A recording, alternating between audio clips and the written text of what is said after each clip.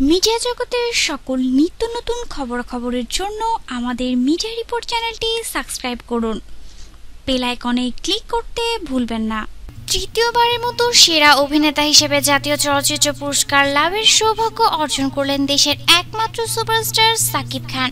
সোমবার 24 জুলাই বিকেলে রাজধানীর বঙ্গবন্ধু আন্তর্জাতিক সম্মেলন কেন্দ্রে প্রধানমন্ত্রী শেখ হাসিনার হাতে এ পুরস্কার তুলে নেন তিনি। আর এই পুরস্কার পেয়ে নায়করাজ রাজ্জাকের পা ছুঁয়ে সালাম জানালেন সাকিব খান।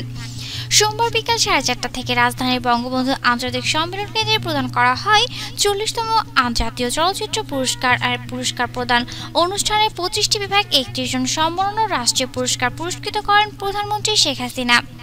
2015 সালের মুক্তি পাওয়া এসে আলীকের সিনেমা আরো ভালোবাসবো তোমার ছবির জন্য তৃতীয়বারের মতো সেরা অভিনেতার পুরস্কার হাতে নেন সাকিব খান। পুরস্কার পাওয়ার যখন মঞ্চ থেকে নামছিলেন তখন দর্শক সারির প্রথমেই তিনি দেখতে পান বাংলা চলচ্চিত্রের নায়করাজ রাজ্জাককে। আর তখনই রাজ্জাকের কাছে গিয়ে তাকে পা ছুঁয়ে সালাম করেন। তখন তাদের মধ্যে বর্তমান চলচ্চিত্রের সংকট নিয়েও কথা হয় বলে জানা গেছে। দর্শক, আমাদের সাকিব খান আসলে দেখুন কতটাই বিনয়ী। নায়করাজ রাজ্জাকের পা ছুঁয়ে ঠিকই তিনি বড়দের বা সিনিয়রের সম্মান করলেন। দর্শক, আপনার সাকিব সম্পর্কে কোনো মন্তব্য থাকলে অবশ্যই সেটি আমাদের সাথে শেয়ার করতে পারেন।